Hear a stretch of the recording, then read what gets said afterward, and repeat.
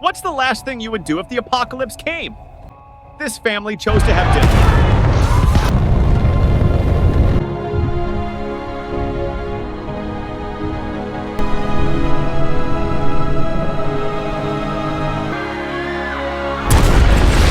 Oh, you gotta be kidding me. No. I'm kidding. Randall's is about his coffee. You could get that way about tea.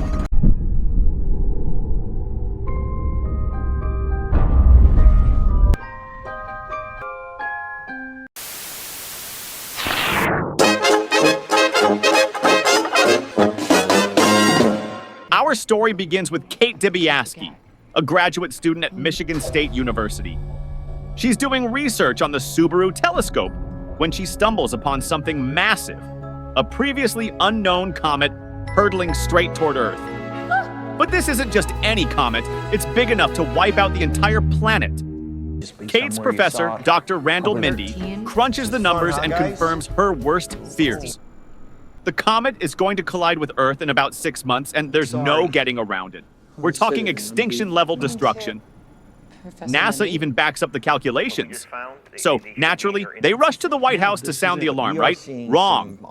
Right off the bat, we've got a planet-killer comet. And Kate is like, we're all doomed. About 5 to 10 kilometers And then wide. they get to the White House, and the reaction is just one giant shrug. I mean, seriously, who hears extinction-level event and thinks, let's wait and see? I study trace gases and... Isn't that... When they arrive at the White House, Kate, Dr. Mindy, and NASA's Dr. Teddy Oglethorpe are met with complete indifference from President Janie Orlean and her son, Chief of Staff Jason Orlean. Can you believe it? The president, who's more concerned about midterm elections, suggests that they wait and assess before doing anything. I mean, this is a comet that's going to cause mass extinction, and her response is basically, man, I've had tons of these end-of-the-world meetings. Wow, the president's reaction is next-level ridiculous. She's more worried about her poll numbers than an apocalyptic comet. Oh, great. It's like, oh, another world-ending crisis? Just put it on the back burner. Towards our planet at speed. Thanks for dressing up. Since the government doesn't seem to care, Oglethorpe urges Kate and Mindy to take their news to the public. They land a spot on a morning talk show hosted by Brie Eventay and Jack Bremer.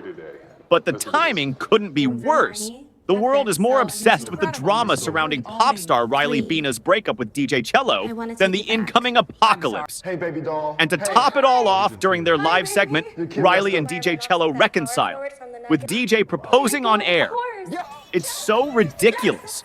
But it's exactly what grabs the headlines instead of the actual, end of the world.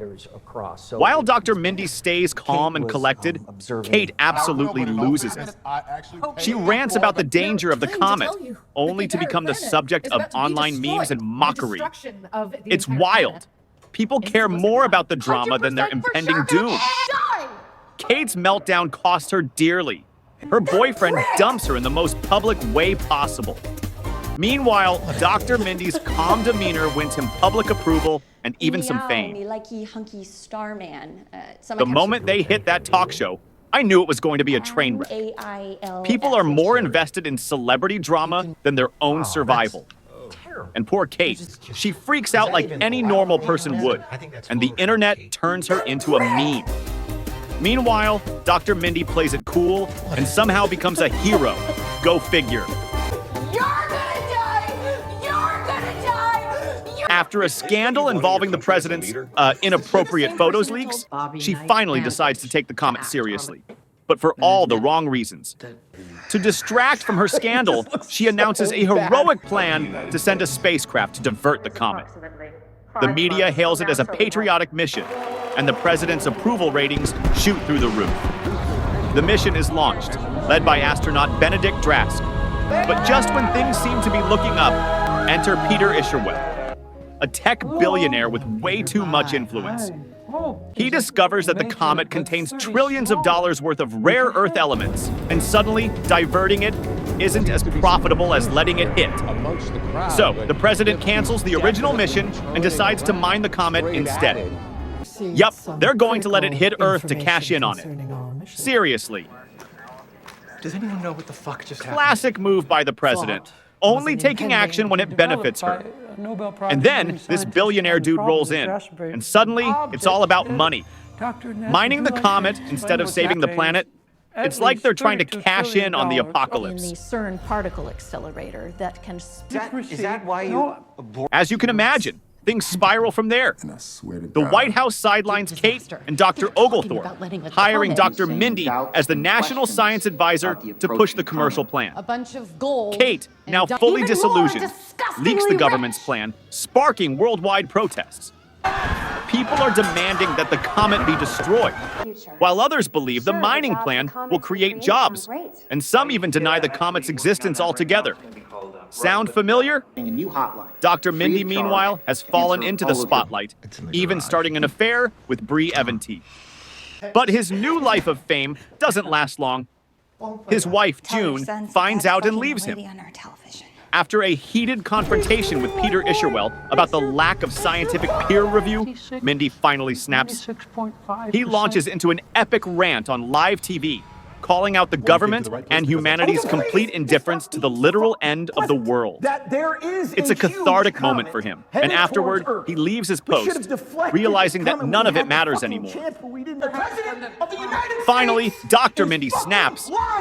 His rant was legendary.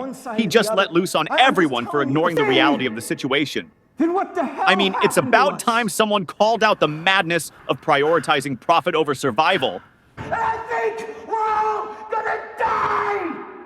As the comet becomes visible from Earth, Mindy, Kate, and Oglethorpe rally the public with a new campaign called Just Look Up, encouraging people to finally accept the reality of what's coming. Pop star Riley Bina and DJ Cello even throw a massive concert to raise awareness. But, of course, the president and her team push back with their own counter-campaign, Don't Look Up, urging people to keep their heads in the sand. In a last-ditch effort, Russia, China, and India launch their own mission to stop the comet. But their spacecraft explodes on the launch pad, leaving Bash's mining plan as Earth's only hope. The Just Look Up versus Don't Look Up campaigns are like the ultimate facepalm moment. How is there even a debate when you can literally see the comet in the sky? And when that last mission fails, it's like, well, we're officially out of luck. The mining mission is a complete disaster. The explosives fail to break apart the comet, and it's still hurtling toward Earth. Meanwhile, Peter Isherwell, President Orlean, and a group of wealthy elites flee Earth in a spaceship designed to colonize another planet. They even offer Dr.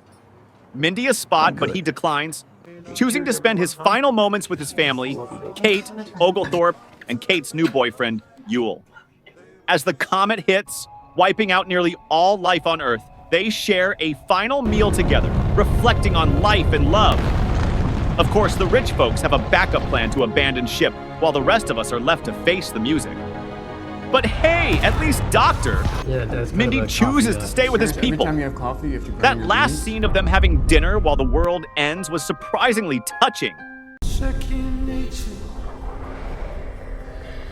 In a bizarre twist, 22,740 years later, the elite's spaceship lands on a lush alien planet. The survivors emerge from cryogenic sleep, only to be greeted by a terrifying alien creature that quickly devours President Orlean. Yeah, her algorithms didn't predict that one. It's a fitting, darkly humorous end to their story. And back on Earth, the president's son Jason, who was accidentally left behind, is one of the last humans left. His first instinct? Post about it on social media. All right, that's the end of our recap for Don't Look Up. This film really hit hard with its mix of dark humor and a thought-provoking message about society and our reaction to global crises. What did you all think? Did the movie make you laugh, think, or maybe even get a little frustrated?